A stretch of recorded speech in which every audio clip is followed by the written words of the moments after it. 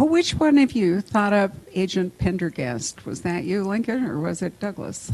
Actually, what happened was, back in those days, Doug wrote almost all the first drafts of the chapters based on my outlines, and I revised them and edited them. And he submitted like chapter 5 or chapter 6. And it had two exactly stereotypical New York police detectives investigating the case. One was Italian, one was, Irish, but they were functionally the same character. And so I said to him, people aren't going to recognize these two as individuals. You have to change one of them. And Doug, who was always very quick to take offense at any, corrections or improvements I make to his prose, said very sarcastically, "Oh, like what? Make one of them an albino from New Orleans?" And I said, maybe that's not a bad idea. But the funny thing about Pendergast is that if you ask either Doug or myself, who invented a character, or how did a character, whether it be Corey Swanson or Bill Smithback or Constance Green, where did that character come from? We can tell you. But in the case of Pendergast, it's the one character that seemed to sort of spring fully formed onto the page. And we can't tell you, for the life of us, how that happened. And, he's dominated our lives ever since. I mean, he took over the series. He turned a single book into first a book with a sequel, and then it turned into a whole series of books. He's created a mini universe around him of characters, lovers, loved ones, friends, enemies, and another person that you will meet that I can't say anything more about, which completes his family tableau.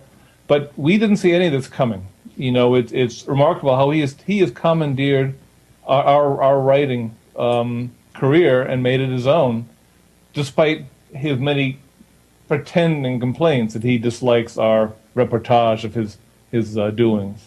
It's hard to believe, looking at you in that shirt, that this isn't a man who comes only in black suits, Agent Pendergast, but at least he wears long, elegant coats, right? Is that you, Doug? Are you the person wearing long, elegant coats? Well, I try, but I don't know. I got my gangster jacket on, though. But, you do. But when we started this 12 books ago, you didn't have that beautiful white hair you've got today. So how come that Pendergast, is it because he thought he'd be interesting as an albino?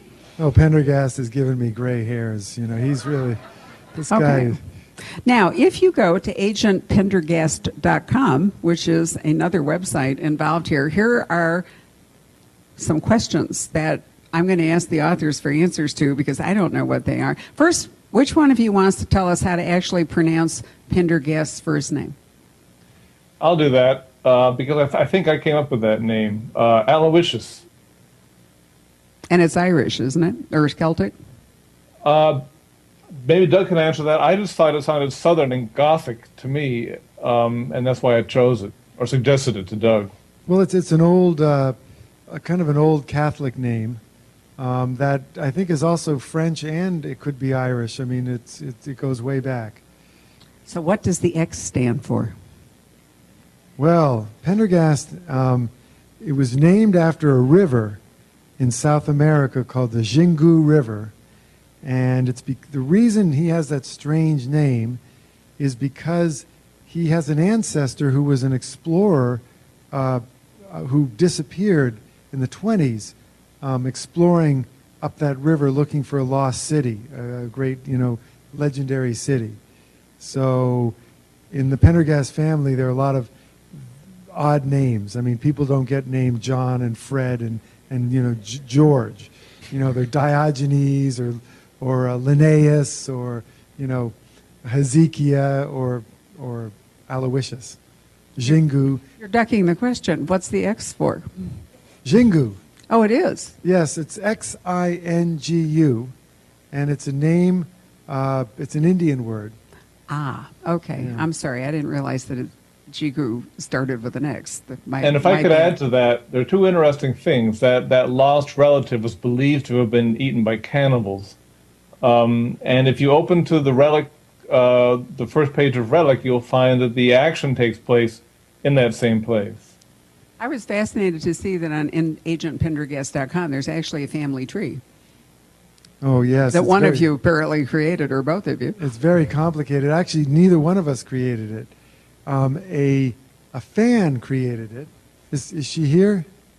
No. Okay, but anyway, there was a fan who created that tree for us and showed it to us, and we said, wow, that's incredible. We didn't know he had so many relatives. And she said, well, you wrote about all these people, and you said how they were related to Pendergast, but we'd never actually put it together in a tree. So that was pretty amazing.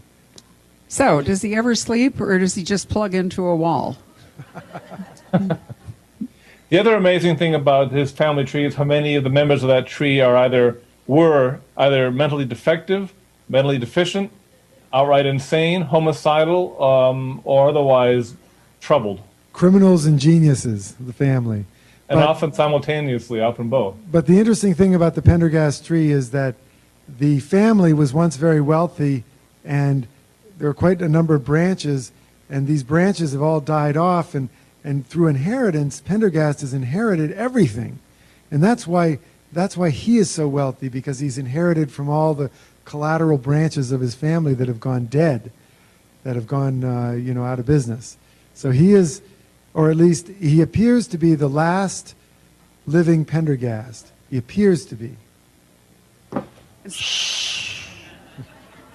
Speaking of the last living Pendergast, he has had several brushes with death.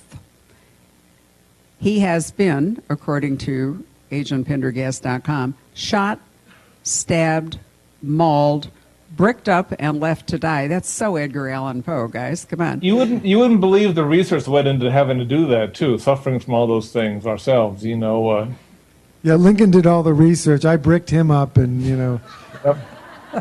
Shot me, stabbed me. It was terrible.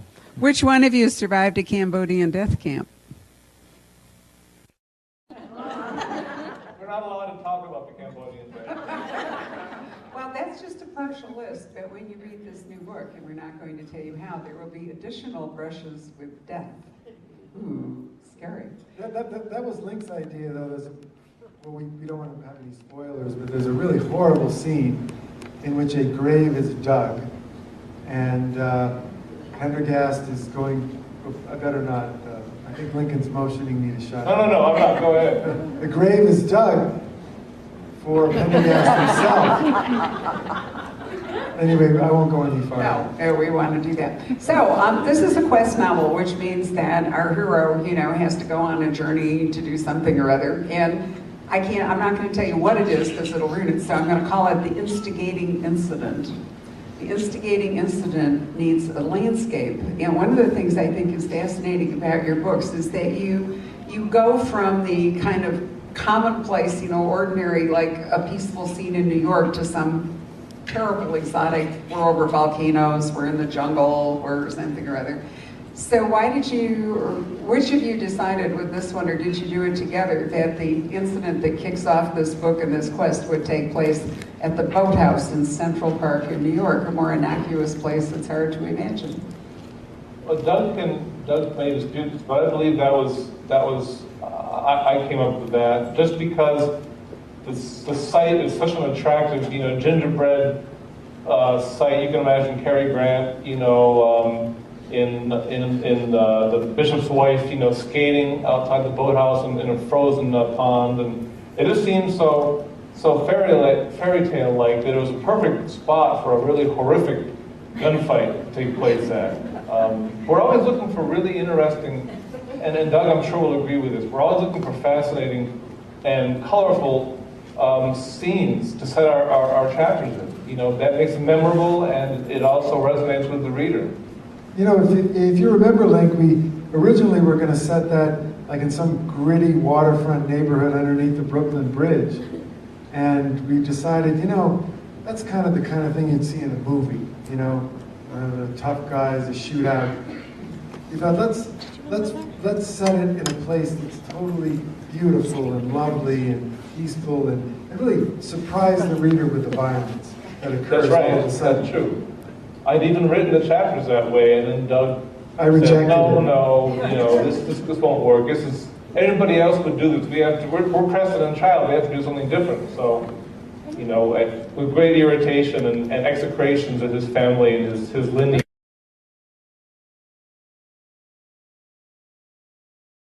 I think it was is just to lull the reader. I mean, you're there and you think it's beautiful, the moon's out, you know, you're peaceful people doing things, and, you know, it all looks absolutely wonderful. And then this man in a white suit, with white hair and a black suit is standing there, and you think it's going to be lovely.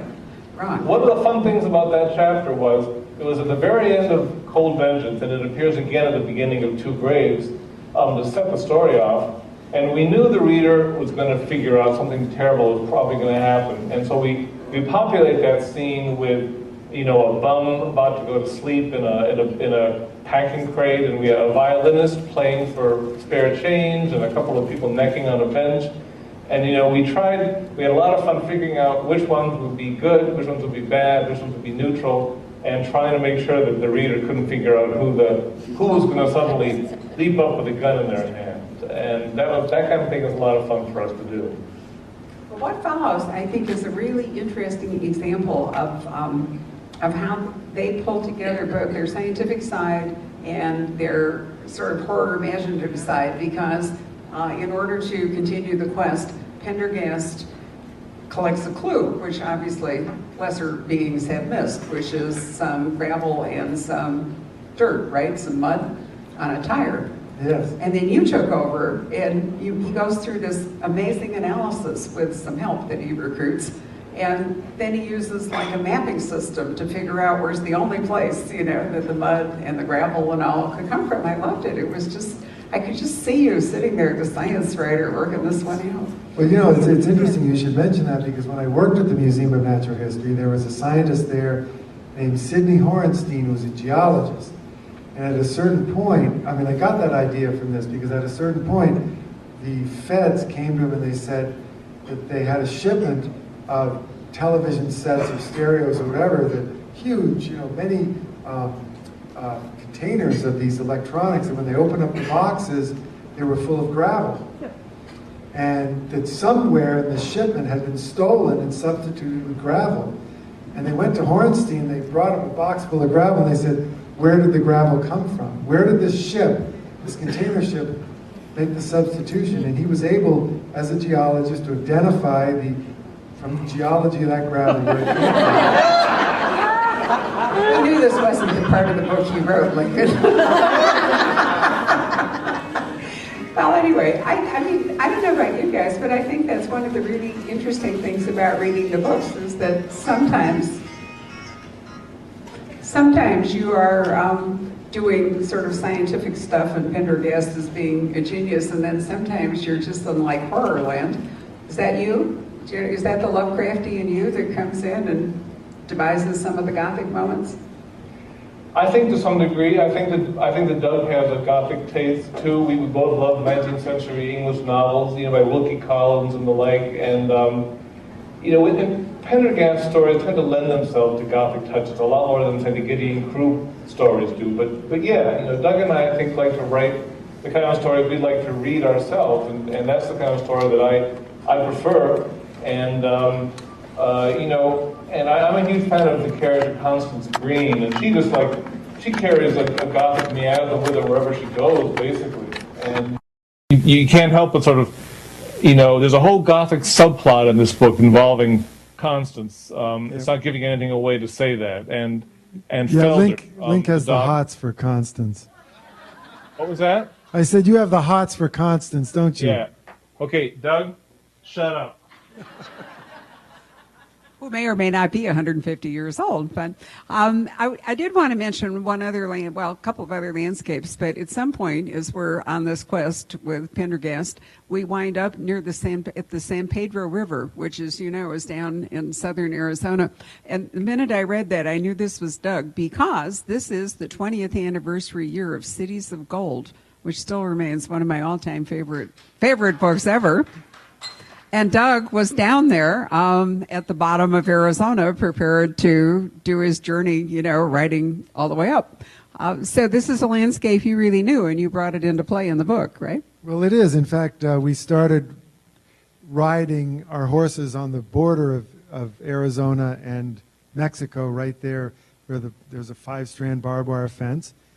And we thought, oh, it'd be cool to say we started in Mexico. We'll just jump over this fence. I mean, it's in the middle of nowhere, where the San Pedro River comes into Arizona. So we jumped over the fence, we came back, and instantly here were the helicopter overhead, and these guys in these big green, what do you call them, Border Patrol were there, and all right, everyone freeze, and we had these horses that were packed, and they thought they were about to make the biggest drug bust of their careers. They were all looking for a promotion, and then when they realized we were just a bunch of half-assed cowboys about to ride, and one of us had jumped over the fence and set off these sensors, they were so disappointed.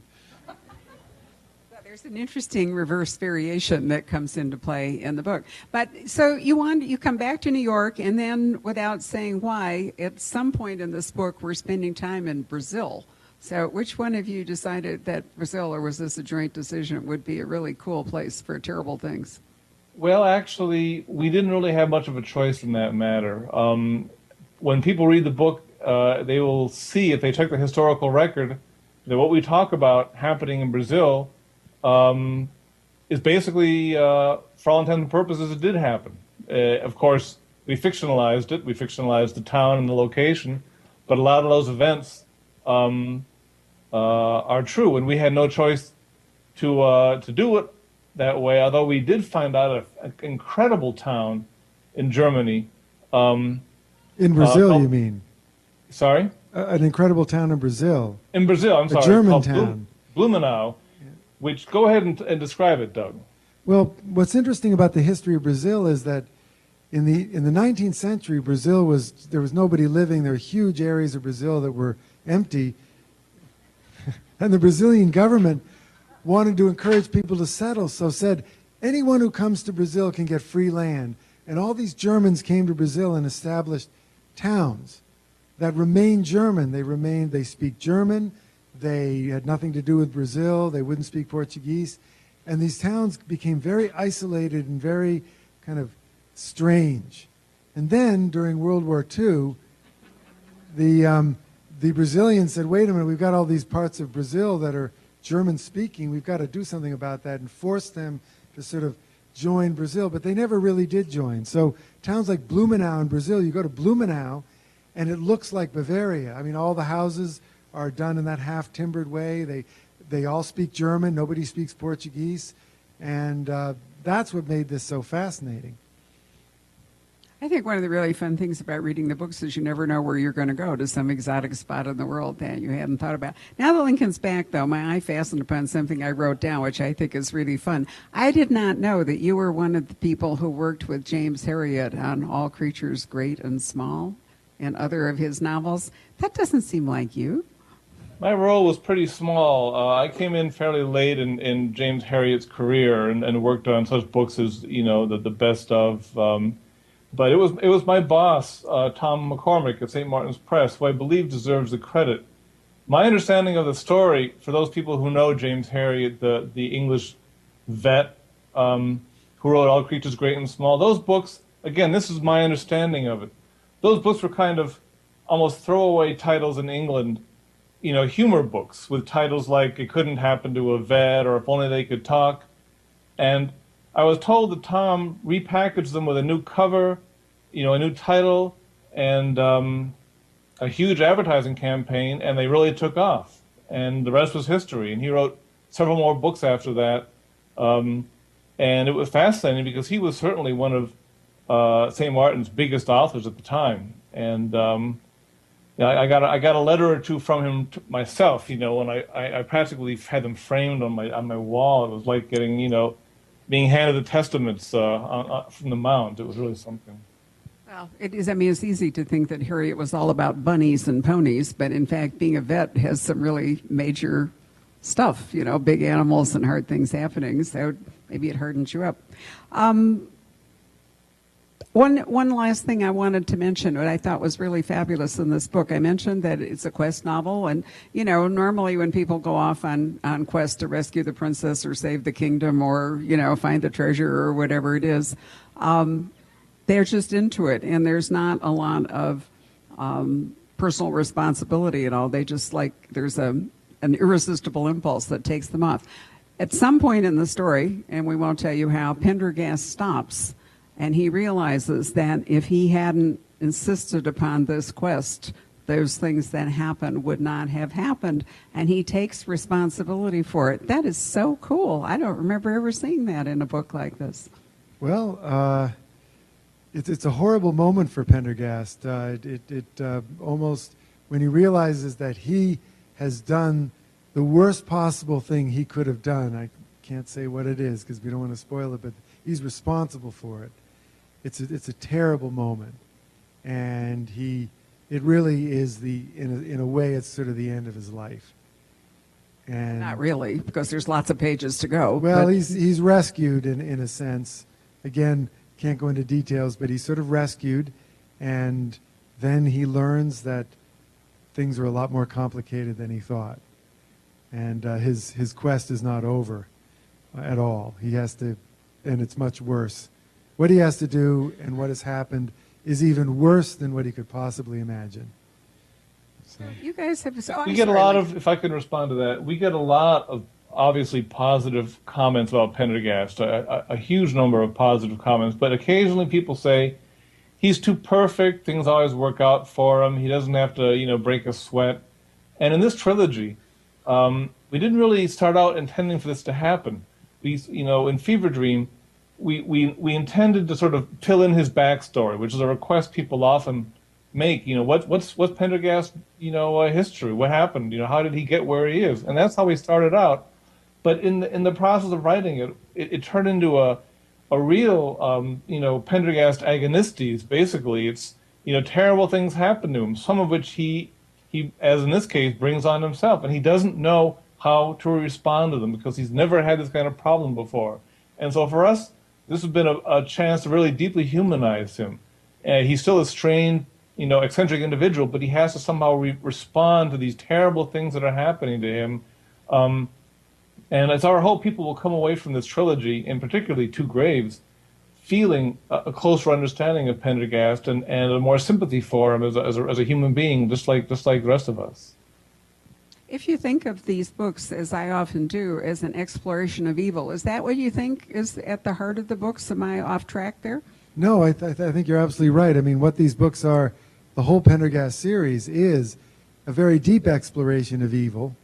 Pendergast himself is fascinated with evil. He grew up with it. I mean, he comes from a family where if he hadn't become an FBI agent, he might have become a criminal himself. I mean, he's a guy who sort of was on the edge and went one way, and his brother, of course, went the other. But it is very much an exploration of evil. What is it? The mystery of it, because the fundamental thing about evil is that it's incomprehensible at base. So, Lincoln, is this, in other words, a book where the evil is personal to Pendergast more than it has been in other books where he's been, like when you were in Kansas? Exactly, Kansas, yeah. Right? Kansas was a vacation for him. He was going to investigate a serial murder, and he could remain aloof from it. He could remain detached from it as he analyzed it and studied it. But here, it's his own family that's bearing the brunt of this horrible thing, and he's never had to deal with this kind of thing before, or at least certainly not at this level, and in many, many years since the unpleasantness with his brother took place. And it was really a chance for us to sort of stretch ourselves out a bit and break the mold. That's one good thing about having two authors involved is we never let ourselves rest or get comfortable. We're always trying to push ourselves and our characters and our stories in new directions. And that was really the case here. I mean, we had no idea when we started this trilogy where we'd end up. I mean, that these terrible and fascinating and terrible things would happen and these surprises. And I don't know if we would actually have taken this on had we known where we were going to end up. But at the end of the day, Pendergast's life has been turned upside down, inside out. But he emerges from it with, I like to think, a whole new worldview. Yeah, I do agree. I think that's really insightful. Pendergast it's a strange thing. We don't really understand Pendergast ourselves. He does things in our books that we have to figure out. Not like any of our other characters where we understand them, we know what they're going to do, we've got their backstories written out, we know where they went to college, we know what kind of music they listen to, but with Pendergast, he's always doing things that are surprising, that we don't quite get, that we have to stop and say, wait a minute, why did he do that? I know it sounds strange because we're creating him, but that's the reality of writing him. He's hijacks the story. He does weird things. He's a weird dude. He is a weird dude, but don't you think then, as novelists, when you create a character, because you have to start somewhere. I mean, he isn't like just born. He's already formed. There's an impulse to go back and learn about his past, or bring facets that when you first wrote him in book one didn't come up. Well, that's right. I mean, when we first wrote him, the first few books, we didn't even know his first name. And it didn't occur to us that we didn't know it. It was like he was Pendergast. And then people would say, what's his first name? And we're like, wow, what is his first name? You got to call him up and ask him. So that to me, Pendergast is more real than a lot of allegedly real people I know. He's so real to me as a character. There are other characters in the book that we've met before, though, in Two Graves. So who'd you bring back in this one? You can mention them without spoiling anything. There's Vincent, right? Well, one of our favorite characters, one of our most beloved characters is Corey Swanson. And she comes back in Two Graves. She was also present in some of the earlier books, but she really comes back in Two Graves in a big she has her own subplot. That's because Doug has the hots for her. And actually, in the next Pendergast novel, which we just completed, which we're calling White Fire, Corey it's just like Still Life with Crows. It's Pendergast and it's Corey, teaming up. So she really comes back into our books in a big way. We hope you approve. Who here doesn't like Corey? No? All right, let's hear it for Corey. Good. So who'd you bring back? I'd like to address your earlier point about the characters in our books and how we didn't expect them to develop the way they did. In Relic, we had lots of throwaway lines we were later able to mine to our advantage. For example, we have a character, Coffee, one of the bad guys, tell Pendergast, why do you go off and eat that catfish sandwich your wife made for you? And Pendergast gets as close to, strangling somebody with his bare hands as he ever does in our books. And later in the book, we learn his wife was a great hunter, a great shot, better than Pendergast himself. And these were throwaway moments to sort of just help propel the story along. But later on, that became the seed from which the entire story of Fever Dream sprouted. In one of our books, I believe it was Cabinet of Curiosities, we have Pendergast undertake a memory crossing in which he passes through his family mansion, and the door of his brother, in his mind, is bolted shut, never to be opened. We just thought that was like a nice titillating bit for the reader to wonder about. And in both cases, those became huge, aspects of his life. Helen Pendergast in the Fever Dream trilogy, and Diogenes in the Diogenes trilogy. And we had no idea at the time they'd become part of his universe, but now they're integral parts. And it's funny how the whole thing is sort of very reflexive. It folds back in on itself, and everything, we try and make all the things tie together: the people, the events, the history. And there's plenty of Pendergast history still to be mined. Take our recent short story, Extraction, for example. So I've asked some questions. What do you want to say about the book, Doug? And then maybe Lincoln will say. Well, this story,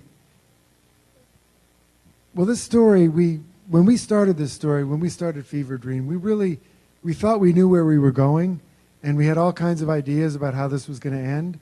And it turns out that looking back, we had absolutely no idea what we were getting ourselves into and what direction this book was going to go in.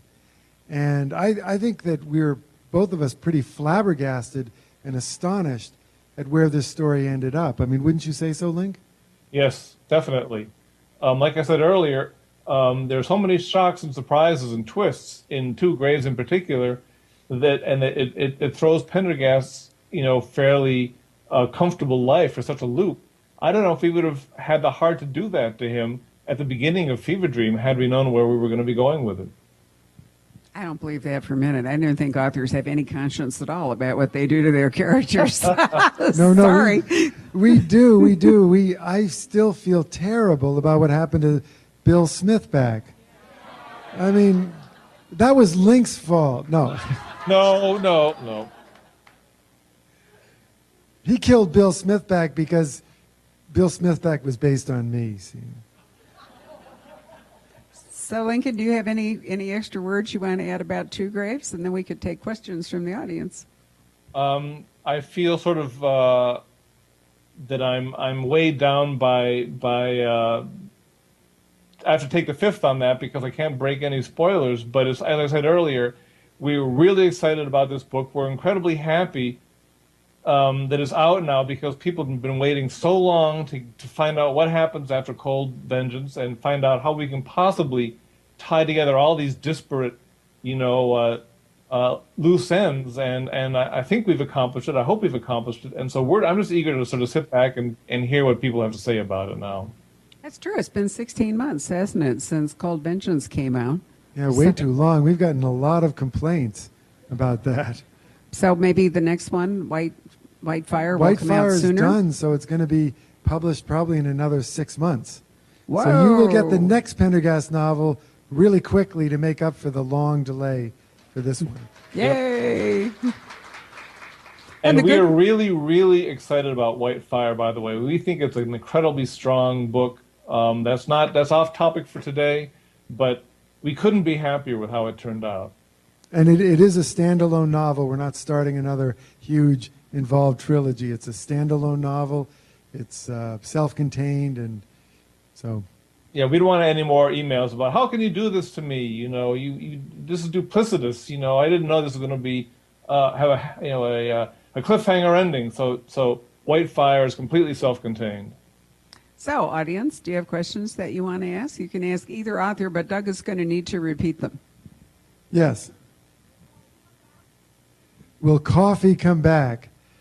Link, do you remember what happened to Coffee? Wasn't he sent to the Waco field office? The Waco field office, yeah. I hadn't The thought Return about of Agent that. Coffee. Yeah, he'll come back as a shambling zombie in one of our future books. Actually, we hadn't thought of that before, but he was a really charming character. I'd love to see him again. What a lovely guy. Wait. Didn't he come back? Wasn't he in the Diogenes trilogy? Was he? He came back and was so pleased that Pendergast was in prison, right? Oh, yes, that's right. Yeah. All right. So I don't know what happened to him after that. I think he's done now. Oh, I don't know. We don't know. okay. We don't know. You never know what's going to happen. Never say never. All right. So, all right, next question. Yes.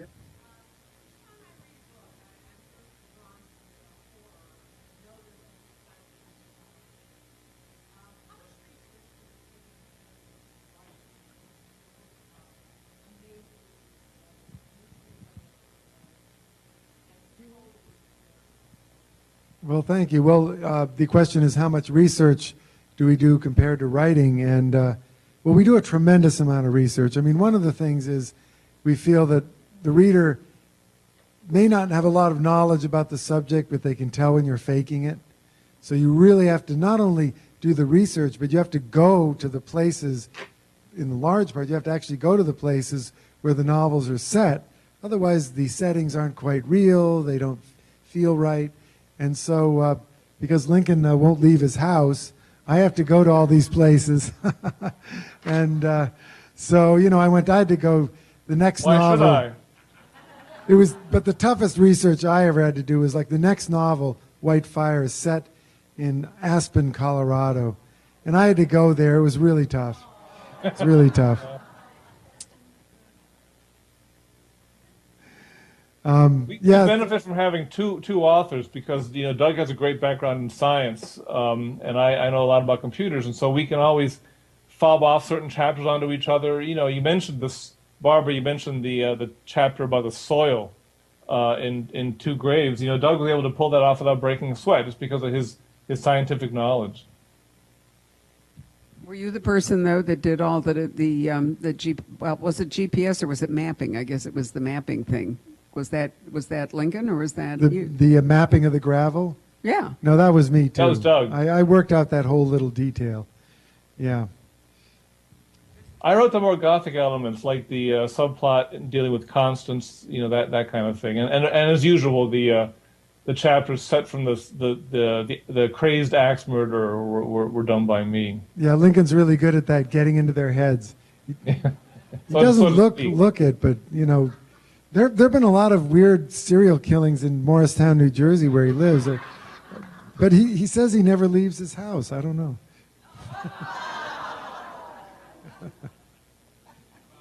Uh-oh. What were you doing with that while that was off? That's what I want to know. Burning the evidence. Disposing of the corpse.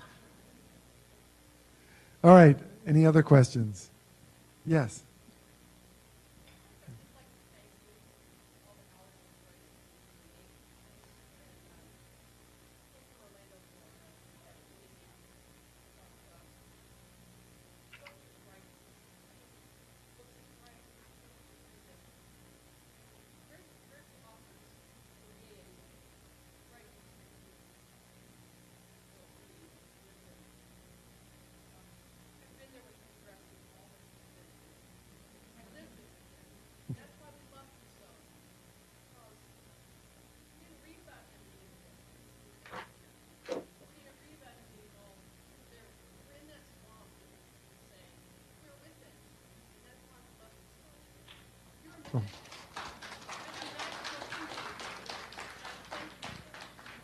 Well, I thank you very much. That is very, yes.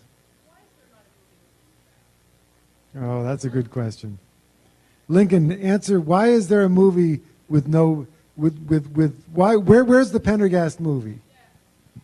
Well, there was a Pendergast movie almost. He appeared in the first drafts of the screenplay, but he eventually ended up on the cutting room floor, and we don't know why for sure. We speculate either it was too hard to write his character into a 90-minute movie, or they couldn't think of what actor should play him, although there have been practical books written since on what actors would be appropriate to play Pendergast. But through some strange legal quirk, because he appeared in the book, the makers of the movie still own the rights to him. And so until Paramount decides either to give him up or to make another film from one of our books, he languishes in cinematic obscurity. Paramount Pictures controls the movie rights to his character, and until they wake up and realize what they've got, they're not going to do anything. So what we need to do is to galvanize a movement. Free Pendergast.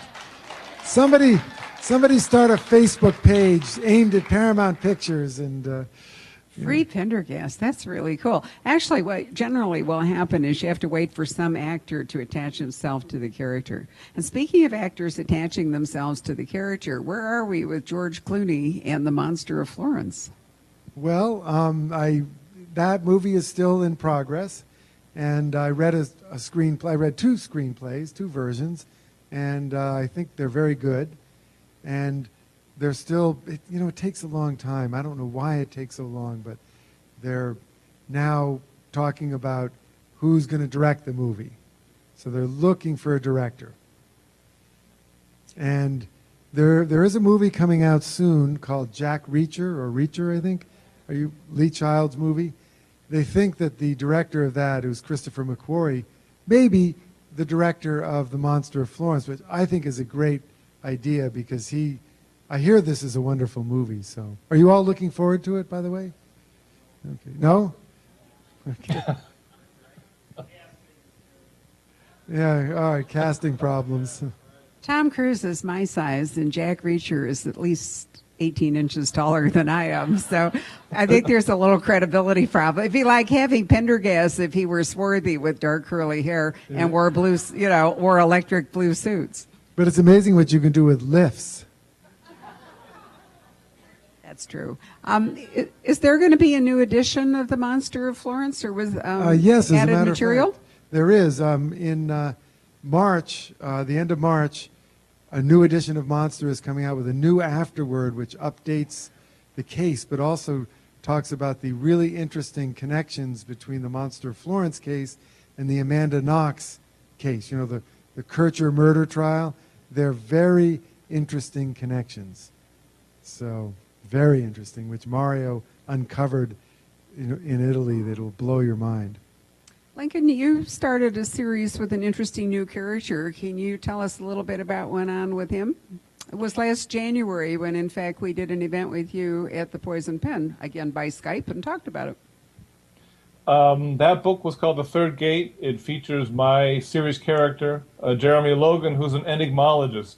I sort of took that strange profession from the supernatural sleuths of the turn of the century. There were many supernatural sleuths, or ghost breakers as they called them, who were like private eyes who investigated strange, unknown, supernatural or seemingly supernatural events, and found out that either they had a reasonable, rational explanation or they had a supernatural explanation, and proceeded to essentially exorcise that demon.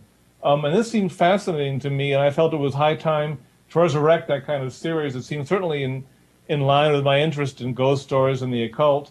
So it's proving to be a really interesting and fun journey. You know, I mean, books like Relic, for example, you know, we put so much science into them, real and fake, that when you get to the point of the brain-eating monster, you don't disbelieve, because we've already suspended your disbelief by all that long recitation of science and seemingly correct and believable analysis and investigation. And the same thing happens in the Jeremy Logan books. I'm really enjoying teasing that out and finding new, bizarre, Ghostbuster-ish avenues for him to explore. Doug, where are you? You haven't done a standalone for a little while. Yeah, my standalone publisher is screaming bloody murder, but I'm going to be working on one soon. And I don't know how either one of you has time to. I mean, just doing the books you're doing together is so time consuming. The thought that you're doing stuff on the side seems incomprehensible. Well, anyway. Maybe to your publisher also, huh? Does anybody else have a question they'd like to ask? Yes.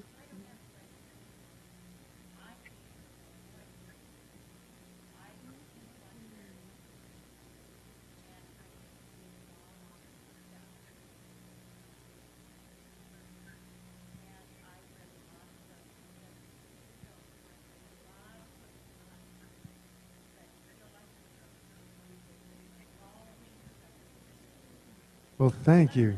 Thank you. Well, I have to say I really appreciate your excellent literary taste. This is really interesting. Think about this lady who spoke earlier said she came from Florida, and this lady's come from Illinois, and I already know there are two ladies over here because they came to see me yesterday. And we from have Washington and New York or New Jersey. Is anybody else here from out of state? Knoxville, Tennessee. Wow. Hawaii? Hawaii. Whoa. And what about you over there? Nashville. And Portland, Oregon, right? Oh, Medford, Oregon. I mean, this, by the way, over here is Team Pendergast. Stand up, stand up. There they are. Yay. That's really awesome. You know, you guys should be truly touched that people have flown long distances in order to come and see you this evening. How can people be so mistaken? Sorry, no. More questions?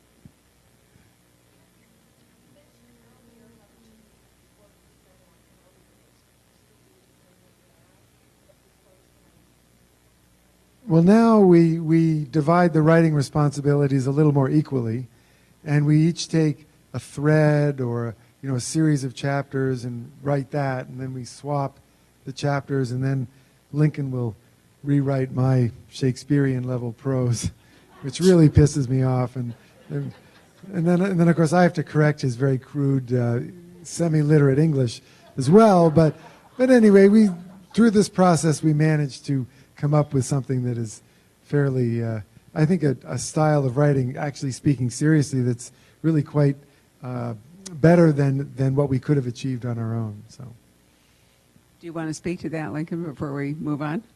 Yeah, I'll ignore the first part because he says that at every book signing, and it never gets any funnier than it was the first time he said it. But we these days, each book we write tends to have a champion. One of us champions that book, sees it forward, writes the majority of chapters, not all, but the majority, and enlists the help of the other when we get stuck. And Doug tends to write faster than I do, so I tend to enlist his help more than he enlists mine. But in terms of outlining the books, reading each other's chapters, discussing what needs to happen next, it's a completely joint effort. Will, you have a question from the online audience, right? Team Pendergast quote off. That's right. We have to do that again. That was incredible. Wait, what was that? I didn't hear that. The Team Pendergast quote off. Do you remember that? Oh, yes. Yeah. Lincoln, tell about that. That was unbelievable. You go ahead, Doug. Well, the Team Pendergast had posted quotes, and everyone had to figure out quickly, which book the quote came from. And Lincoln and I lost. I mean, it was humiliating. Oh, my God. Anyway, it was really fun. And then if you go to Team Pendergast, you see that there's a quote of the day or quote of the week. And I read these quotes and I think, gosh, those are clever. Who wrote that? Oh, I wrote that. Lincoln didn't write any of them, just me. We're planning to employ those quotes in the upcoming Pendergast file, too, because we think that's just too great an idea not to mine further. Yes, that's something that we were going to talk to you all about is to write our next Pendergast file. You gather the best quotes, and then we'll send it out in our newsletter, which, by the way, do you all know what the newsletter is? Yeah, good. Okay, so. Wasn't there a question over here somewhere? John?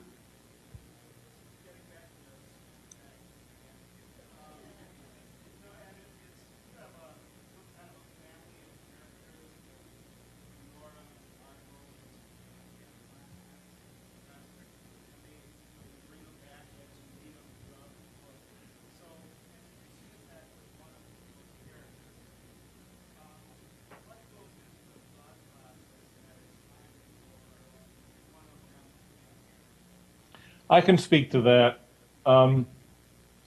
We both feel very strongly about Smithback. We like him a lot. We've given him some of our best lines. We sort of feel like he was us in the books. And, there was a point in time where we were thinking of killing off Margot Green, and we would, or Viola Mascali, and a few characters like that. And we would, at our book signings, we would ask people, what should we kill them? Who should we kill off? Or should we kill off nobody? And people would say, kill off Bill Smithback. He's such a windbag, and we got very insulted at that, because we identified with him. And so we decided to kill him off in Cemetery Dance because, basically, for two reasons. First of all, the poor guy had suffered through so much. I mean, he'd been chased by monsters in sub-basements of museums. He'd been operated on without anesthetic. We didn't want to ask him to do any more, work for the cause, and it was time to put the poor guy some rest. And the second reason was, if we would kill off as major a character as Smithback, we wanted to send a message that nobody was safe in our books, so that when you see somebody in real danger in our story, they may well actually end up gone. And those are the two major reasons that we decided. And believe me, it was not easy, because once you have a character as fully fleshed as Smithback, he's fairly easy to write into future books. So we took a big hit by killing him off, but we felt it was worth it, although we took a lot of abuse for doing so. All right. Yes.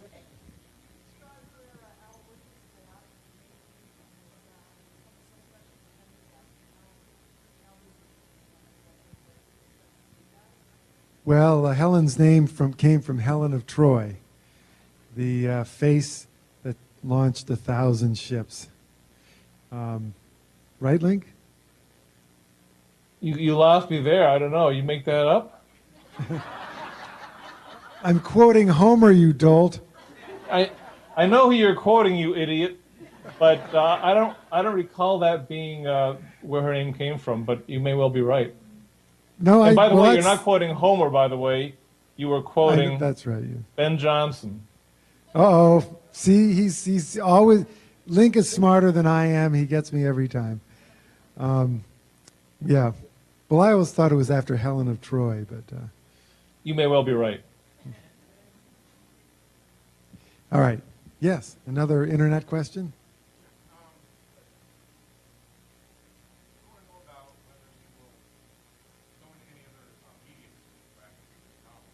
Will we go into any other mediums like graphic novels? Well, you know, Lincoln and I are really keen on graphic novels. We think they're really great. And we would love to do a graphic novel. And maybe we will someday. You know, that is definitely of interest. So, yes. All right. Okay.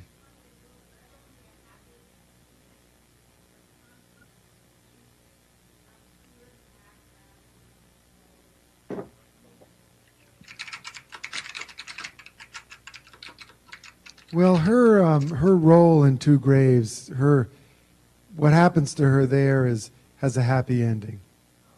So, yeah. Yes.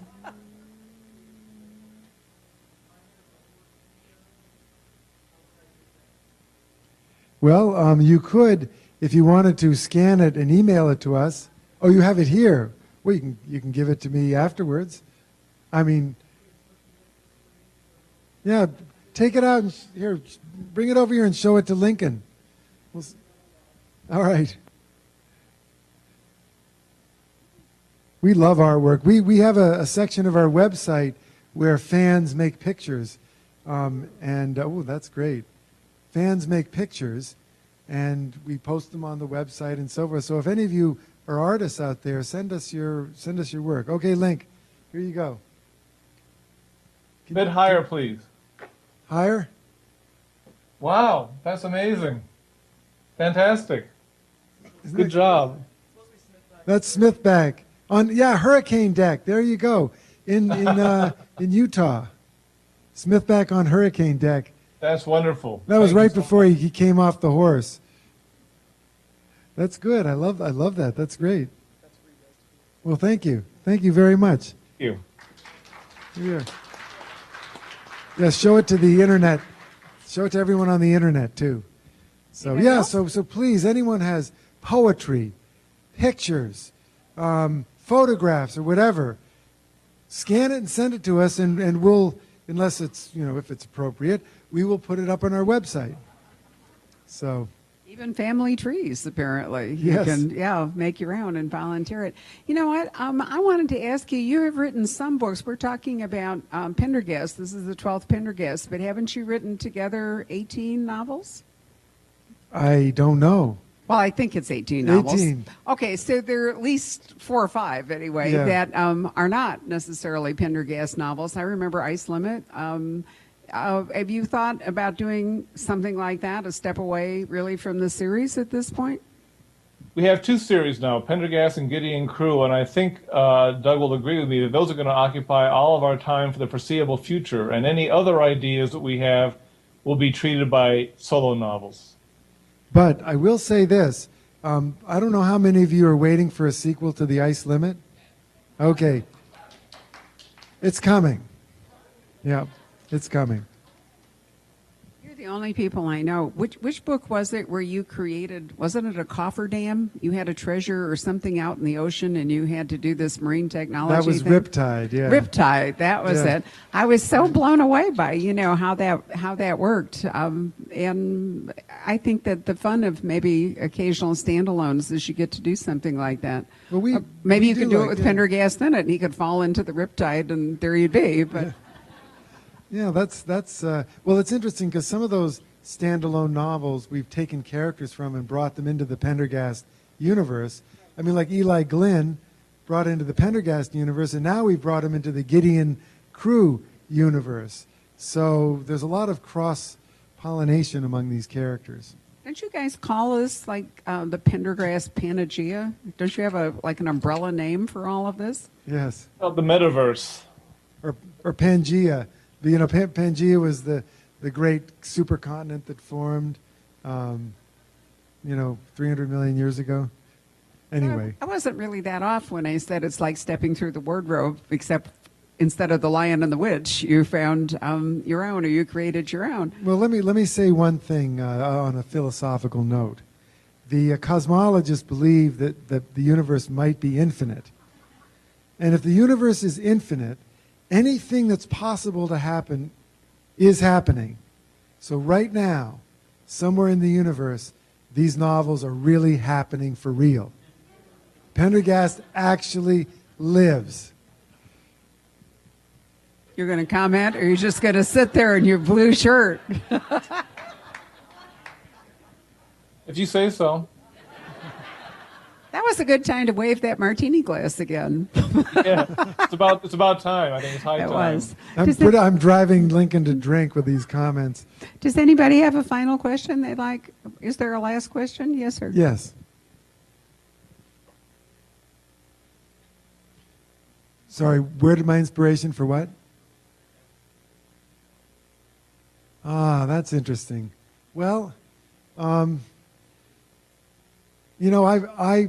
can speak for myself here. I think Lincoln also has an interest in this, but I've been very interested in Tibetan Buddhism for a long time. Ever since in 1991, I spent a week with the Dalai Lama in Santa Fe, acting as his press secretary. It's kind of a crazy story. And I went up the ski mountain with him and everything. And so that's where my interest comes from. Which, by the way, I've written an article for the New Yorker about this, which I sold to them, and it'll be coming out in a couple of months. So, nonfiction. I'm not lying for once.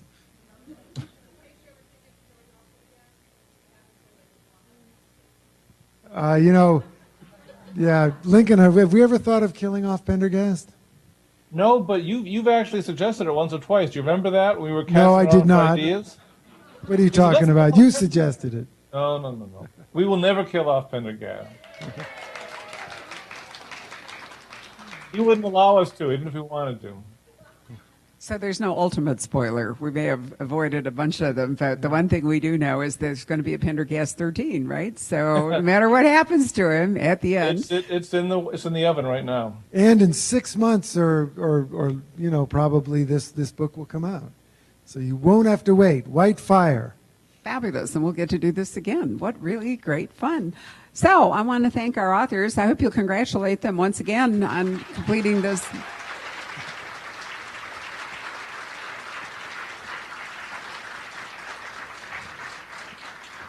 And I'm sure they're going to join me in saying that without you all, if you didn't come, if you didn't buy and read their books, not the three of us wouldn't be here.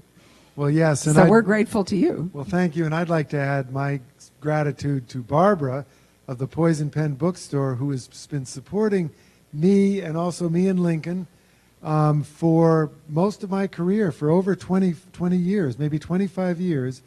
One of my first book signings when I was totally unknown and was so desperate to sell one book. I had a book signing in the Poison Pen Bookstore 2 iterations back. The bookstore has moved 3 times or twice. And so I'm very grateful to Barbara. And also I love coming to Phoenix, Arizona, because we always get great audiences here. People are just fantastic in this town. So, so thank you all for coming. And Lincoln, thank you for staying up late in your office, whether you're swilling gin or whatever you're doing to stay awake. And I'm sorry that your dog is too unreliable to have joined us, because I really enjoyed the dog last time. I'll try and post some Facebook pictures of the dog that will make up for that. Or maybe you could do some obedience training between now and June. The dog is 7 years old. I'm afraid that she's, set in her ways. Just trank the dog and drag her in. There are 2 things I wanted to add in closing. The first is, thinking about it, I realized it was Kit Marlowe, Christopher Marlowe, who wrote Dr. Faustus, not Ben Jonson. So please, I don't want to get 100 emails tomorrow saying how illiterate I was about that. But second, and much more importantly, events like these don't just happen spontaneously. I mean, this event has been being planned for months. 150 boxes of books were sent to my house. I spent a day signing them. They then, through a very complicated method, were sent out to Arizona, where Doug spent 2 days, I think, signing and inscribing them. So we could bring this off, and so what seems hopefully, a smooth procedure to you has many, many people behind it. It's got Grand Central behind it, the Poison Pen Bookstore, and in closing, I'd like to thank two people in particular, and I'm echoing Doug in this. First, Barbara for hosting this and for believing in us and in pushing us and prodding us to make this happen. And secondly, all you people who came such great distances in some cases and who support us and who are watching this right now in Arizona or maybe watching this tomorrow on the internet. Thank you for your interest. Thank you for your support. And it's because of all of you that we are able to keep writing our books. So thank you very much.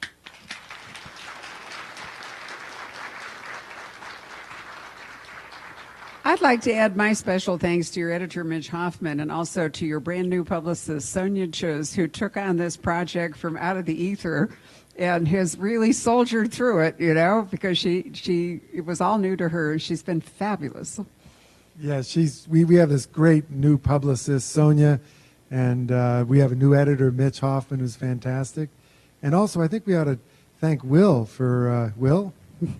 Thank Yes. you, Will Hanisco, who made this happen technically, and Not to mention the Arizona Biltmore. So all of the books that the Two Graves have already been signed by Lincoln and by Doug. If you do not want to stand in line to get your book inscribed, you can take your autographed book with our thanks and depart. And I want to wish you all a happy holiday. If you'd like to have Doug, and so clearly Lincoln can't unless we get one of those electronic pens or something. Doug is going to go back and sit at a table back there in the back, the one with the two chairs there, and he'll be happy to write messages in your book or chat with you, or you can take photos or anything else you would like to do. So, ladies and gentlemen, happy holidays to you. Thank you again for coming. thank you. Hello. We hope you're enjoying our programs and podcasts with authors. We'd like to expand them, and your help would be appreciated. Please make a donation at poisonedpenfoundation.org. 100% of the proceeds will go to help connect authors with readers in this difficult time. Thank you.